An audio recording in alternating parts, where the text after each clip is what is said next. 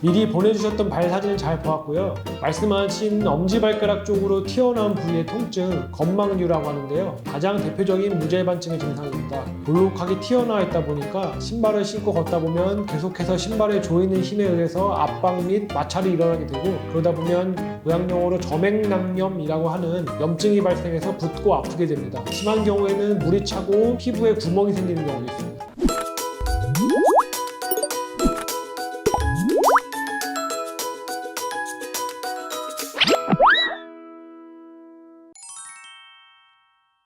안녕하세요.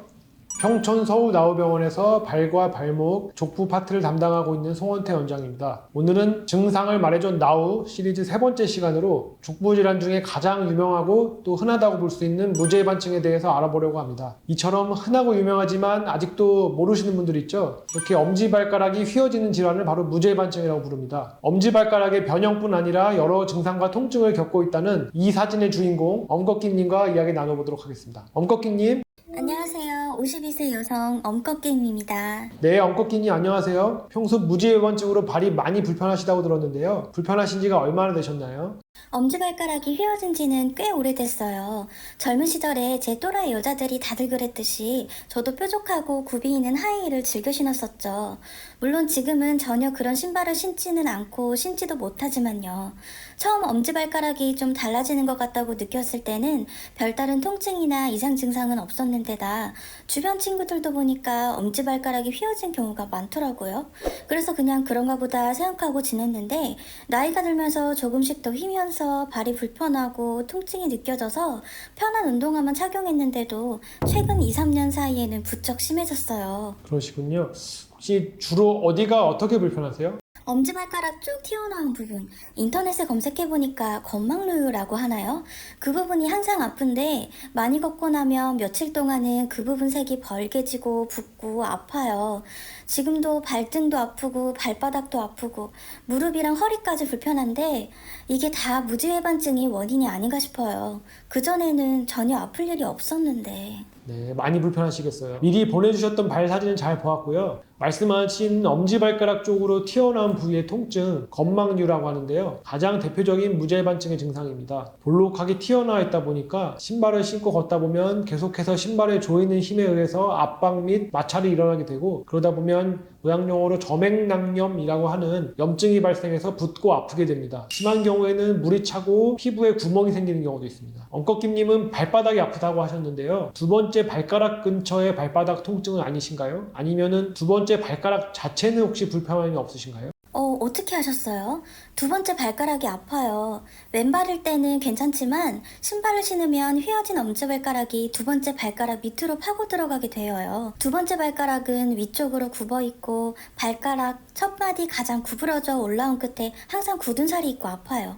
발바닥도 두 번째 발가락 근처 부근에 항상 굳은 살이 있고 걸을 때마다 이쪽이 아파서 오래 걷기가 힘들어요. 두 번째 발가락의 변형도 무제반증이 진행이 되면 동반될 수 있는 증상인데요. 망치족지 변형이라고 합니다. 초기에는 발가락이 이렇게 굽어 있더라도 유연하기 때문에 똑바로 잡아서 펼 수가 있지만 시간이 감에 따라서 관절이 점차 굳어져서 경직성 망치족지 변형으로 변합니다. 특히 발가락의 첫마디 관절이 신발에 계속 닿기 때문에 많이 아프실 수가 있어요. 마찬가지로 무제반증이 진행이 되면 가마올림 기전이라고 하는 엄지발가락이 보행 시에 정상적으로 수행해야 할 중요한 발의 기능이 제대로 이루어질 수가 없어서 그 부담을 옆에 있는 두 번째 중족골이 받게 되는데요. 그 작은 관절이 체중을 온전히 받다 보니까 굳은 살이 생기고 또 아파지는데 이거를 의학용어로 전이성 중족골통이라고 합니다.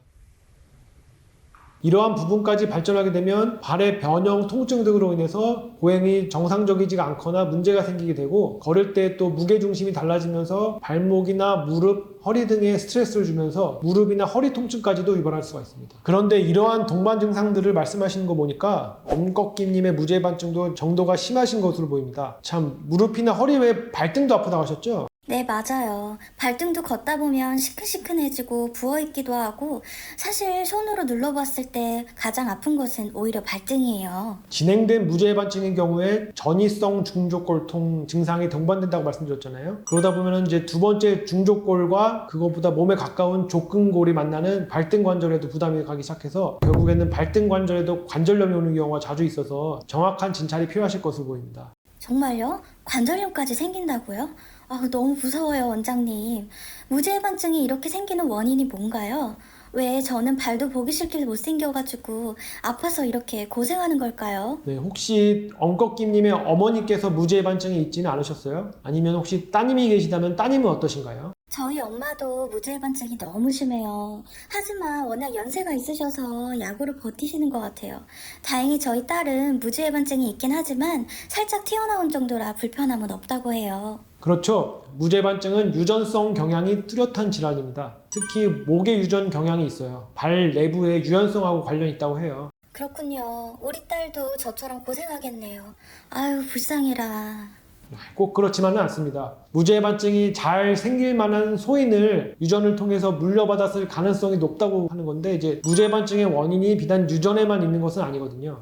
왠지 원장님 말씀하시는 것을 보니 신발이 중요한 원인일 것 같네요. 정답입니다. 두 번째 중요한 원인으로 신발이 있습니다. 앞이 좁거나 굽이 있는 신발을 즐겨 신으신 분이 그렇지 않은 분에 비해서 무죄반증의 빈도가 크다는 그런 연구 결과가 이미 오래전부터 있고 잘 알려져 왔습니다. 따님께서 무죄반증이 진행되지 않도록 신발을 주의해서 착용하시면 심한 변형으로의 진행을 예방하는 데 분명히 도움이 되실 겁니다. 네, 다행이네요. 우리 딸은 운동화만 신어요. 그럼 저는 어떻게 하면 될까요? 꼭 치료를 받아서 편안하게 걷고 싶어요. 네, 우선 병원에 내원하셔서 진찰을 받아보시고 엑스레이도 꼭 촬영해서 무죄반증 변형의 정도와 동반된 다른 변형이나 증상들을 정확하게 확인해 보시는 것이 좋겠습니다. 치료 방침을 결정하는데 발이 틀어진 각도나 회전 변형 정도, 또 관절을 이루는 뼈의 상합성 등의 정보가 반드시 필요합니다. 그렇군요. 무죄반증의 치료에는 어떤 것들이 있을까요? 보조기 사용하면 무죄반증을 고칠 수 있다는 인터넷 광고를 봤는데 맞는 얘길까요?